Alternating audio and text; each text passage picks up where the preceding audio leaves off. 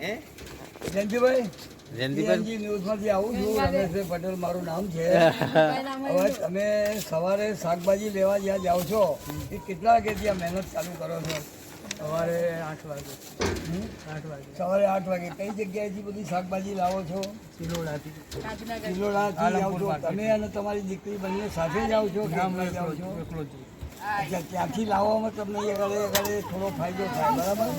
અચ્છા એ સિવાય હવે અત્યારે હાલમાં તમે અત્યારે રાતના 8:30 થી 9 વાગવા આવ્યા છો તો સવારે તમારો ધંધો કેટલા વાગે ચાલુ થાય છે 4 વાગ્યાથી ચાલુ થાય હા તે 8-9 વાગે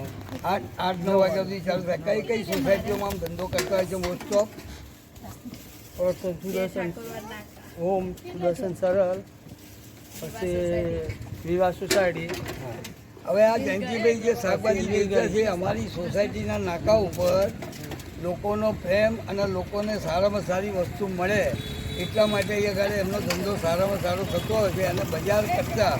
લોકોને કિફાયત ભાવે એ ગાડે માલ આપતા હોય છે અને શાકભાજી આપતા હોય છે એની અંદર એમની દીકરી પ્રભા એ પણ સાથે જ હોય છે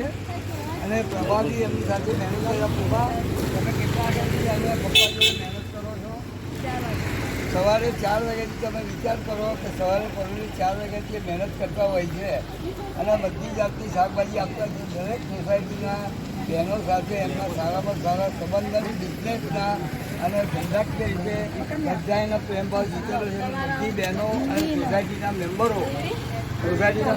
પણ જ્યાં સુધી જયંતિભાઈનું શાક ના આવે ત્યાં સુધી શાકભાજી લેતા હોતા નથી કારણ કે એમને સસ્તું અને સારું શાકભાજી મળતી હોય છે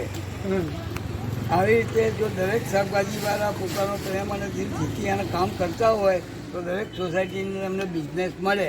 પણ અમારા આગળ જયંતિભાઈ વર્ષોથી આ પ્રમાણે કામ કરતા હોય છે નાગજીભાઈ એટલા માટે થેન્ક યુ